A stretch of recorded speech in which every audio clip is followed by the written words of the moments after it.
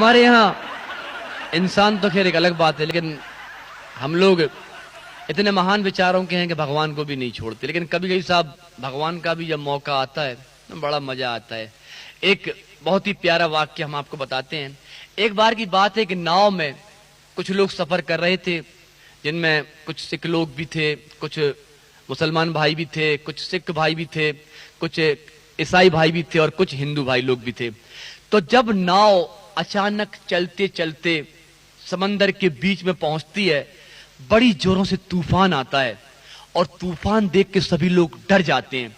और जब इंसान डरता है तो ईश्वर को याद करता है, क्योंकि वास्तव में एक डर ही ऐसी चीज है जो हमें भगवान के करीब ले जाती है। तो हर मजहब का व्यक्ति अपने ईश्वर को याद करता है। देखिए उसके बाद क्या होता है। सबसे पहले क्रिश्चियन भाई ने अपने यीशु को याद किया। एक हाथ आया, जितने भी क्रिश्चियन भाई थे उन्हें उठाया और किनारे पे लगा दिया। उसके बाद साहब सिख लोगों ने गुरु को याद किया, जो बोले सो निहाल, सत श्री अकाल। एक हाथ आया, उन्हें उठाया, किनारे पे लगा दिया। इसके बाद मुसलमान भाइयों की बारी आई, उन्होंने भी हाथ उठा के अल्लाह को याद किया। ऐ खुदा, ऐ पाक परवरदिगार, तू हमारी मदद फरमा।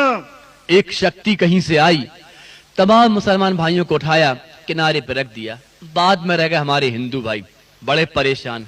80 करोड़ देवताओं में किसे पुकारें, कुछ समझ में नहीं आता। कोई यहां भागता, कोई वहां भागता, दिलो दिमाग में परेशानी।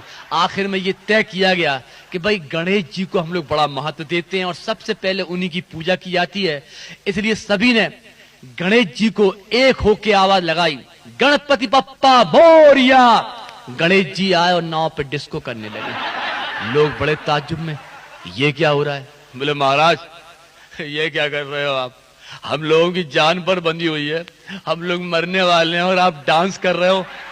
गणेश जी मुस्कुराते हुए बोले, शायद तुम लोगों को याद नहीं, गणेश उत्सव में तुम लोग इसी तरह डांस कर करके हमें नालियों में, गंदे नालों में और तालाबों में फेंक आते हो। आज हमारी बारी है, तुम डूबो, हम डांस करेंगे।